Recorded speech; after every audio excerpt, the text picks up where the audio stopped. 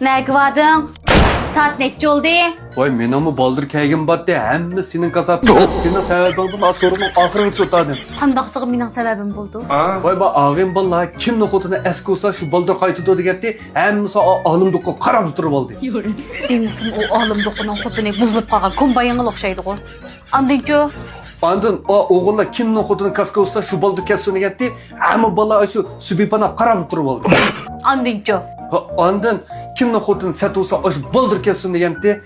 Hemmesi deyişip algandakla japar jap qarab turdu. Jabbar jep-jepning xotini Rayhon rep. Demisin o quyruqi tımsaqqa oxşaydigan nima go o? Andınço? Voy andın kimning xotini eng chiroyli olsa şu sorunun ahırgacha oturdu degende balaning hemmesi deyişip algandak man qarab turdu. Rasma? Ulanın man qargan şu ko'zlarini ko'may qaldingda xotun. Birisining ko'zida havas, birisining ko'zida hasad, yana birisining ko'zida pushaymon, yana bir ikkisining ko'zida lix yosh turdi. Endi o qanchalik ta'limot kelganligiga ishongansiz? Voy bilmamdigan bugun texim yes qildim, shunisi texim chiroyli bo'lib kelsin deb, butun xotinlar maqtaydigan ma Leonaninki, ma memusini sog'ishgan.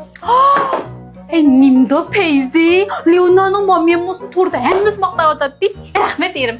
Yani kirib aramila. Voy men mamusa bo'lmaydi. Yana nega?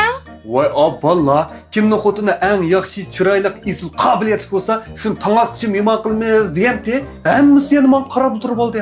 Uni desa o'rinni yeb qo'yibdi. Shundami?